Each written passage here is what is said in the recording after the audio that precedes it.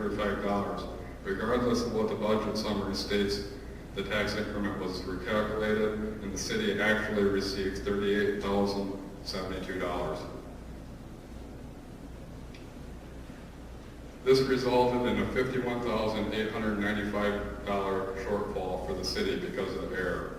This dropped the mill rate down to 6.07 from 6.94. The 16% tax increase that we budgeted for 2011 is to get our mill rate back where it should be. The mill rate for 2011 is 7.08. If the budget would have been done correctly last year, this increase would have only been about 2%.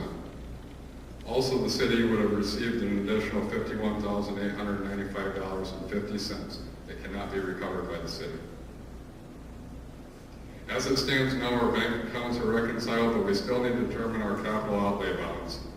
The reason we currently do not know what we have in capital outlay is because for years the city has been budgeting more than it has received in revenue to operate the city, cutting into the capital outlay funds. There have been monies transferred from various funds to the general fund and vice versa. On nearly a daily basis, we are uncovering misallocated funds and erroneous entries in the accounting system and correcting them as we come across them. Currently, we are postponing any capital expenditures until we can make the needed adjustments in our system to determine how much the city has available in its capital outlay funds.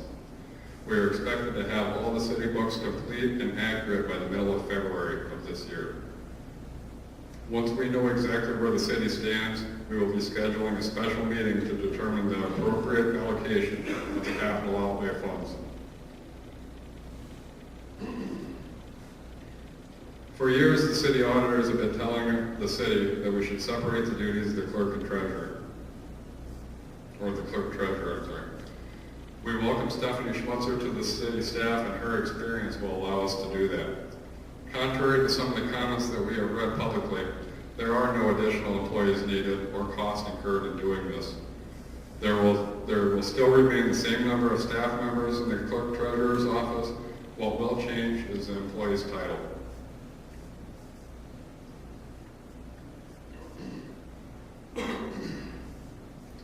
As the auditor stated in their management letter, segregation of duties is an internal control intended to prevent or decrease the occurrence of errors or intentional fraud.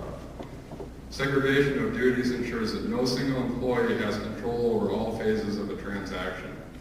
As I'm sure you can tell from the last few minutes of listening to me in regards to the city finances, the decision to segregate the duties of the clerk-treasurer is imperative to ensure that we do not repeat the same errors that we have in the past.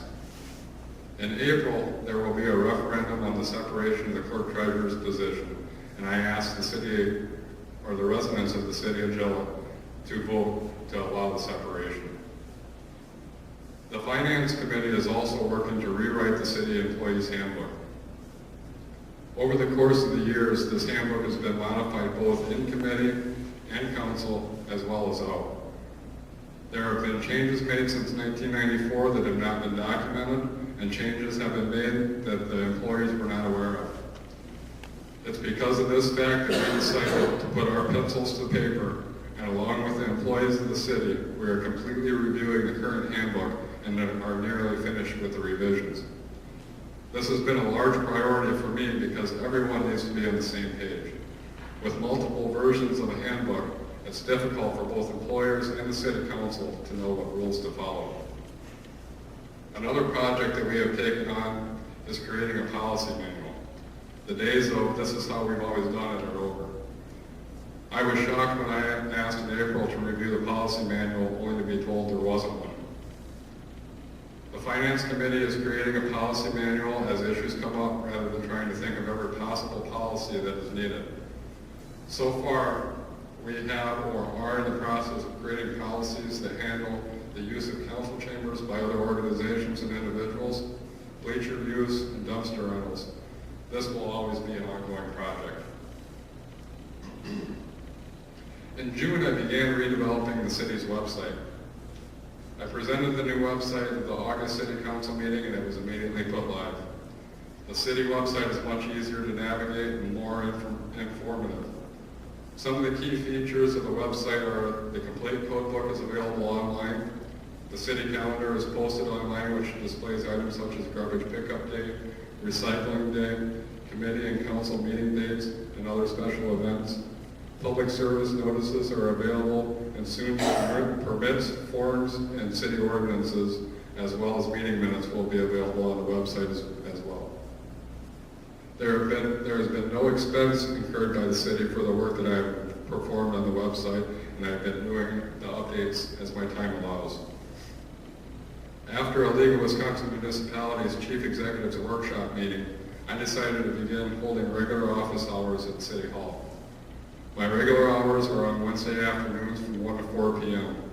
I also began having department head meetings every Wednesday as schedules permit. These meetings have been valuable in collaborating across departments and getting any issues on the table. The department heads of the city have been put in charge of their budget and are now receiving never before seen budget versus actual expense reports on a monthly basis.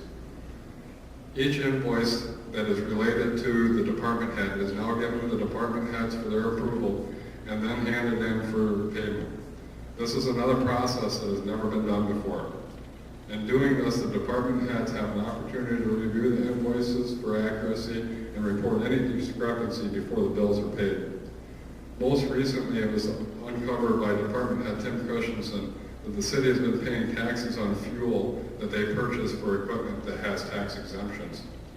By finding this discrepancy, the city will save thousands of dollars over the course of the year. This is one example of what can happen when the right people are given the necessary tools to do their job effectively, and also a perfect example of what the auditor stated in the management letter in regards to segregation of duties. Moving forward into 2011, the city has many items on its plate. The planning committee is beginning work on some key ordinances such as home-based occupation ordinance, a mobile home ordinance, an ordinance for membrane storage structures, and an ordinance that will put a timeline restrictions for building in the industrial park. The city utility will continue putting their efforts towards the renovation of the wastewater treatment plant. We will continue to improve the accounting system in the city and have already made great strides in doing that. We will begin to promote and educate everyone in regards to the commercial revolving loan program as well as the community block grant program. We have been and will continue to collaborate with the Gillett School District in the development of the charter schools and other projects as well. The state of the city is strong and will continue to get stronger. In 2010, the city council, city employees, and volunteers have done a superb job. We have accomplished a lot in a short amount of time, and I would like to thank you for that. Also, it is important that we recognize the spouses of our city council. Without their support, contribution, and tolerance, we would not be where we are today.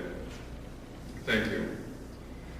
The city is truly a great place to live. We have great residents, great organizations that spend hours upon hours putting together wonderful events. And it's imperative that we as the city continue to support these fine organizations in any way possible.